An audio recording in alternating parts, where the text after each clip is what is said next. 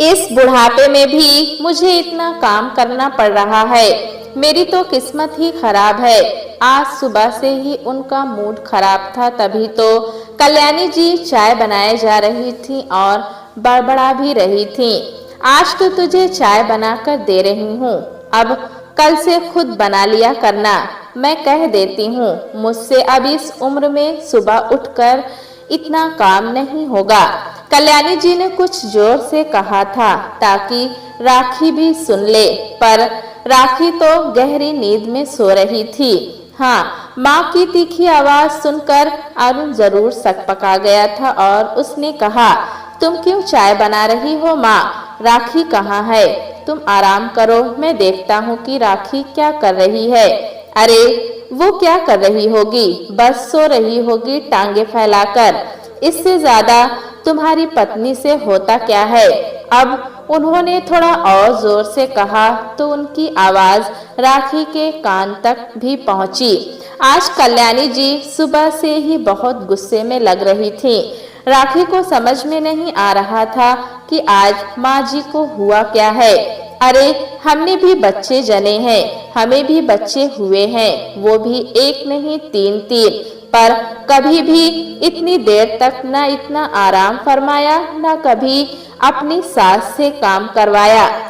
इस महारानी से तो ना तो अपना बच्चा संभलता है और ना ही पति, बस दिन भर पलंग ही तो तोड़ती रहती है। हद हो गई आलसपन की। कल्याणी जी की तेज बड़बड़ाहट से राखी की नींद खुली तो हड़बड़ाकर उसने मोबाइल उठाकर टाइम देखा। 7:30 बज गए।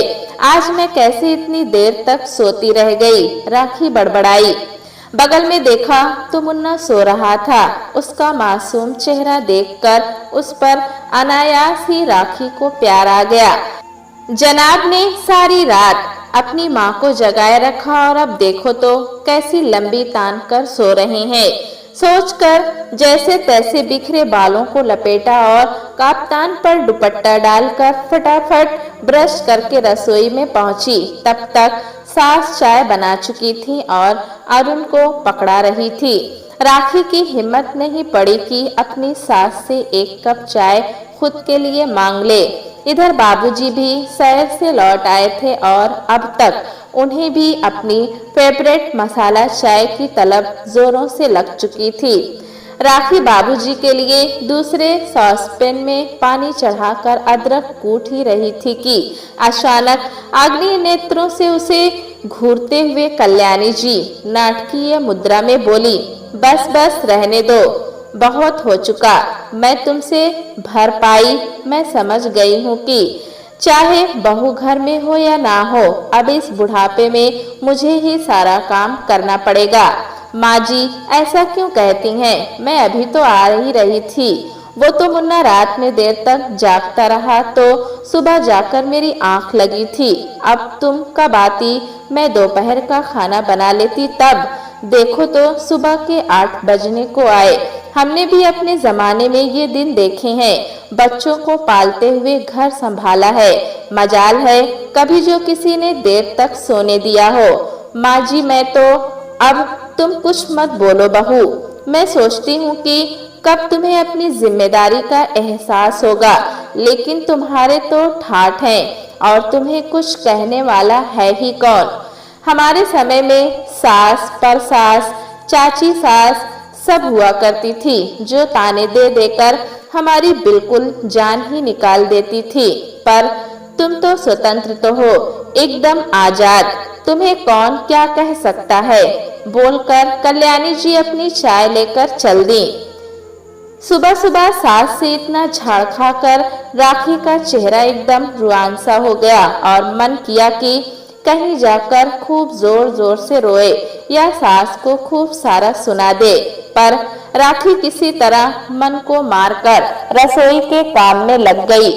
उसे पता था अगर उसने अभी एक शब्द भी कहा तब कल्याणी जी उसके पूरे खानदान को चट कर रख देंगी और इतना ही नहीं, वो उसकी माँ को भी ताने देने से नहीं चूकेंगी।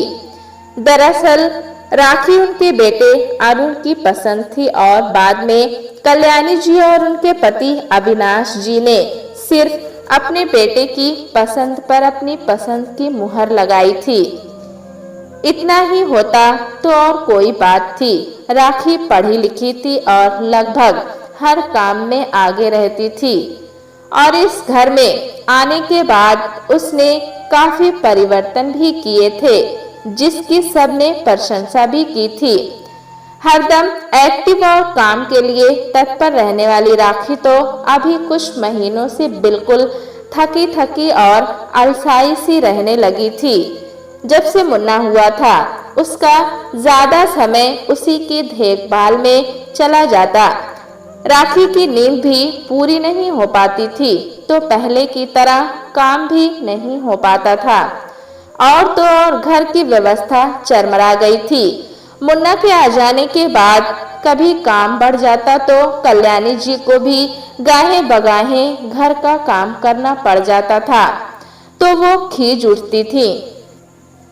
कभी कभी रसोई का भी काम पड़ जाता था, जिसकी वजह से उनका गुस्सा 7वें आसमान पर पहुंच जाता था। उन्हें लगता था कि उनके जमाने में तो ना तो इतनी सुविधाएं थी और ना ही उन्हें इतना तवज्जो दिया जाता था। बड़ा सा संयुक्त परिवार था, सबकी सुननी पड़ती थी और सिर्फ रात में ही पति के साथ कुछ एकांत के पल मिलते, उसमें वो शिकायत करती या प्रेम के पल बिताती।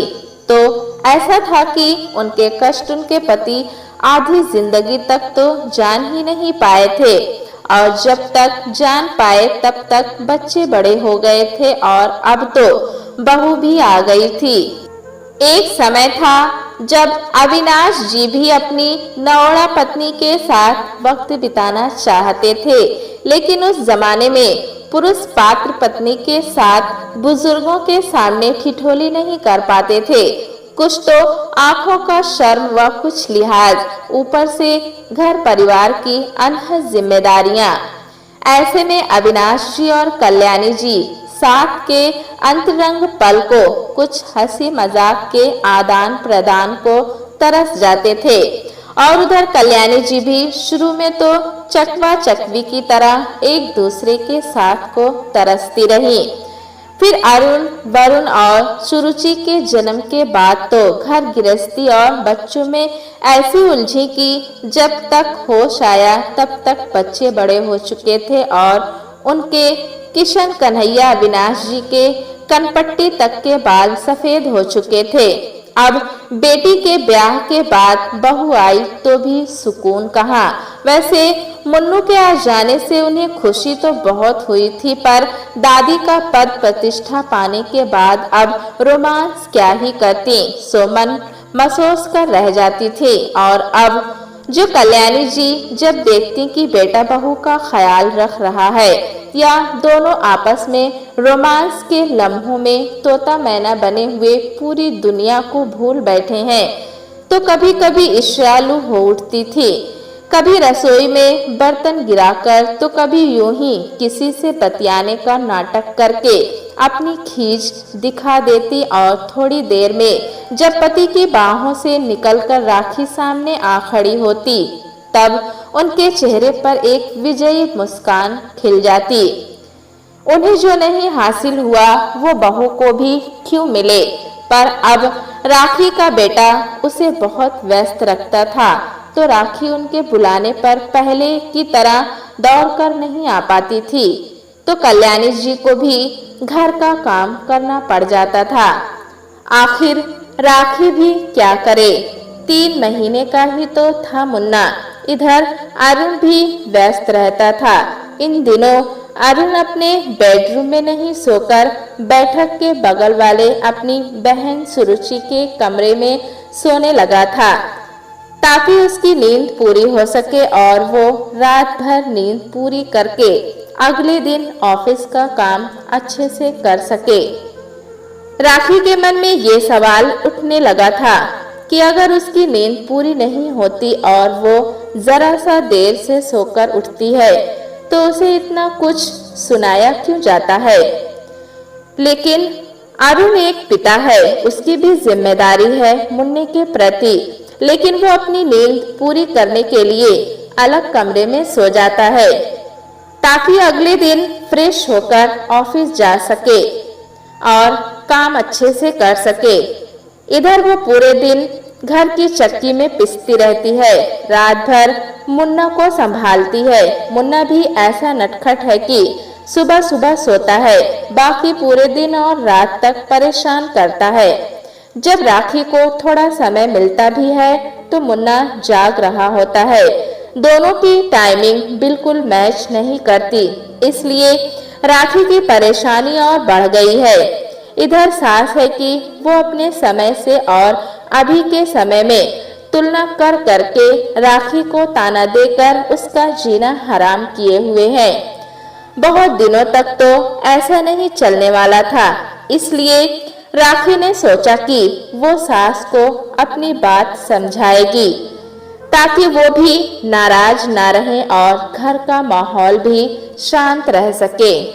लेकिन कैसे? राखी को बहुत जल्द ही अपनी बात कहने के लिए अच्छा अवसर मिल गया।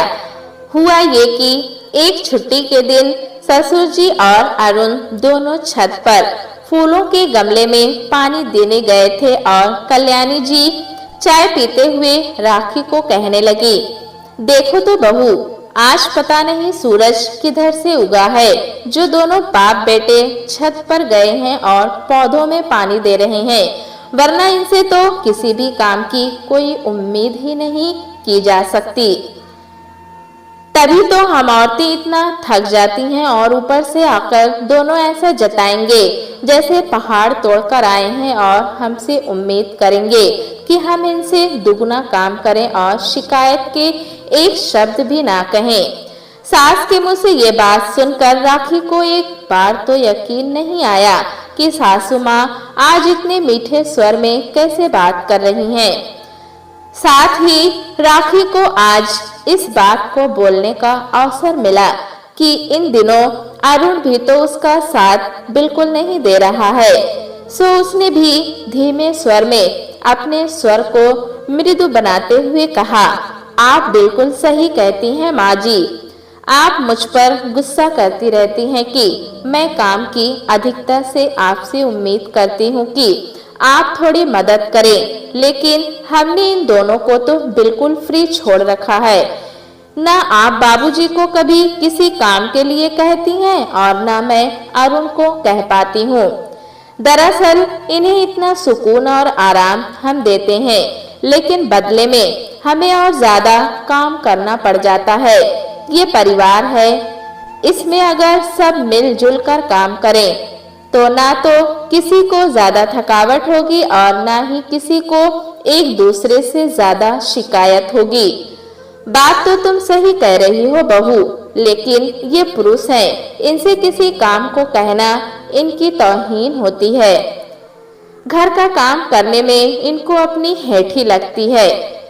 मैं तुम्हारे ससुर जी की बात बता दूं, वो सोफे पर लेटे रहेंगे और बगल में पानी रखा रहेगा, लेकिन वो मुझे किसी और काम से बुलाकर पानी देने को कहेंगे। वैसे ही अरुण को भी मैं देखती हूँ कि आजकल मुन्नी की जिम्मेदारी नहीं ले रहा है और सुरुचि के कमरे में सो रहा है। यूं सास को अपने फेवर में बोलता हुआ देखकर राखी की हिम्मत कुछ और बंध गई और उसने बड़े ही रहस्य भरे शब्दों में कहा, माँ जी, मेरे मन में एक आइडिया है। अगर आप गुस्सा ना हो तो मैं आपको बताऊं। मैं गुस्सा क्यों करूंगी भला, बताओ तो सही। देखिए माँ जी, छोटे छोटे काम के लिए आप बाबूजी को कह सकती हैं, उन्हें बुरा नहीं लगेगा। जैसे आप कभी उनको कहेंगी कि मुन्ना को गोद ले और कुछ देर उसे संभाले तो उन्हें अच्छा लगेगा। कभी जब मैं और आप बाजार चले जाएं और इनके हाथ में छोटी सी जिम्मेदारी दे दें तो ये लोग बिना ईगो मन में लाए हमारी मदद कर पाएंगे। कभी रसोई के काम में भी इनकी मदद ली जा सकती है। अरे बहू, ना बाबा ना, रसोई का काम तो ये क्या करेंगे। 22:30 उल्टा पूरा किचन उलट पलट कर गंदा करके रख देंगे। नहीं माँ जी, ऐसा नहीं होगा। जरा सुनिए तो मेरी बात। अगर हम इनके हर काम की तारीफ करें और अगर ये रसोई गंदा करके काम करें या चीजें फैला दें तब भी गुस्सा ना करें, तब धीरे धीरे उनके मन में भी घर के प्रति एक जिम्मेदारी की भावना आएगी और ये घर का काम करके खुश होंगे। इस तरह हमारी मदद भी हो जाएगी और काम भी हो जाएगा और इनके ईगो को ठेस भी नहीं लगेगी। राखी के उत्साह की तो जैसे कोई कमी ही नहीं थी। तुम बोल रही हो सही, लेकिन कैसे?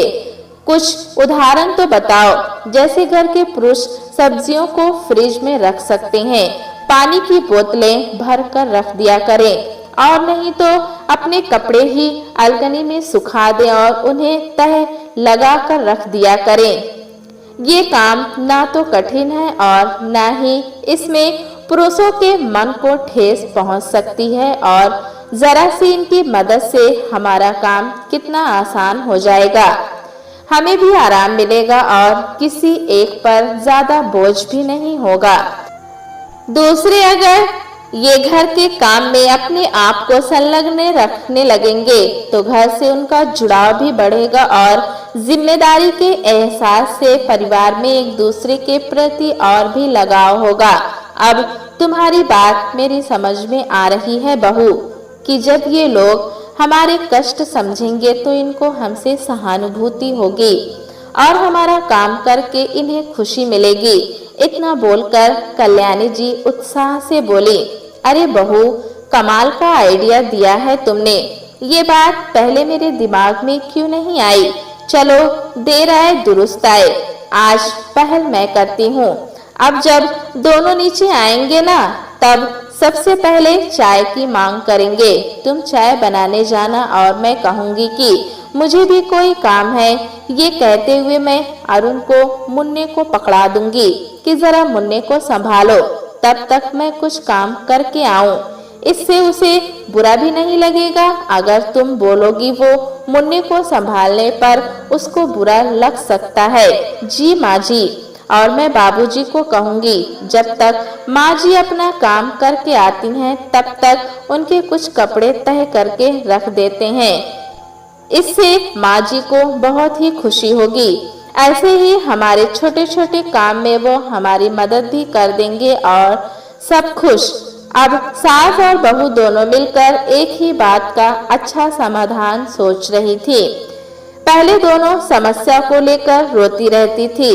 अब जब समाधान व सुझाव देने में दोनों एक हो गई थी, वैसे इतनी जल्दी कल्याणी जी अपनी बहू के प्रति एकदम से उदार नहीं हो गई थी, बल्कि दोनों को एकमत होने में काफी समय लगा था। पर चूंकि मामला उनके आराम का था और उन दोनों ने ये मुहिम घर के पुरुषों के खिलाफ छेड़ रखा था, सो दोनों एक हो गई थी और दोनों में थोड़ी थोड़ी दोस्ती भी हो रही थी।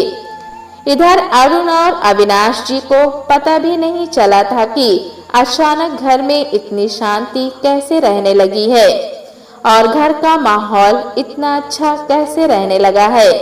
दरअसल राखी और कल्याणी जी उनसे भी काम करवाने लगी थी, लेकिन उन्हें एहसास भी नहीं हो पाता था। कल्याणी जी और राखी जब अविनाश जी और अरुण को घर का कोई काम बताती और दोनों कर देते तो उनकी बहुत तारीफ भी कर देती थी। इससे दोनों पुरुष बड़े उत्साह और खुशी से घर के कामों में हाथ बटाने लगे थे। कभी कभी तो कल्याणी जी तो कुछ ज्यादा ही नौटंकी कर देती थी। जैसे वो अविनाश जी से कहती, आपने उस दिन इतनी अच्छी चाय बनाई थी कि अब तक उसका स्वाद नहीं भूल पाई हूँ मैं। तब से अपने हाथ की या बहू के हाथ की चाय रुचती ही नहीं। बस तारीफ से खुश होकर अविनाश जी चाय बना लाते थे। उन्हें पता ही नहीं चला कब सुबह की चाय की जिम्मेदारी उन पर आ गई। इधर राखी भी कहाँ कम थी, ऊपर से सास से सीख सीख कर और भी ट्रेंड होती जा रही थी। नॉनवेज अरुण बहुत अच्छा बना लेता था।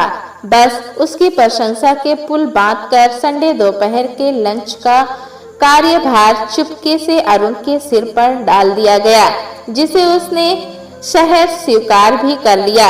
इसके अलावा मुन्ने के साथ खेलना, उसे कभी कभी नहलाना, यह सब अब अरुण भी कर देता था।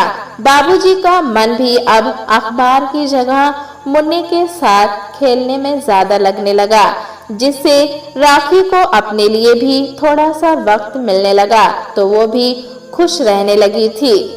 इस टीम वर्क में सबको बड़ा मजा आ रहा था।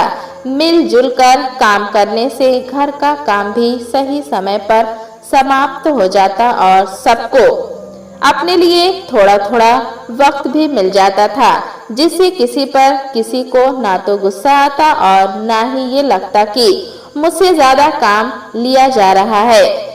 आखिर एक दूसरे का साथ देना ही तो परिवार का नाम है और खुशियों के पल जब मिलते हैं तो पूरा परिवार हंसी से खिलखिलाता है। अब तो घर से प्रतिदिन मुन्ने के किलकने की और बाकी परिवार वालों के खिलखिलाने की आवाज आती तो कोई समझ नहीं पाता था कि इस घर की स्त्रियों ने घर की खुशियों को बनाए रखने के लिए एक ही समाधान सोचा था। प्यारे दोस्तों, कहानी कैसी लगी हमें कमेंट में जरूर बताएं। चैनल पे नए हैं तो एक लाइक और सब्सक्राइब करना ना भूलें।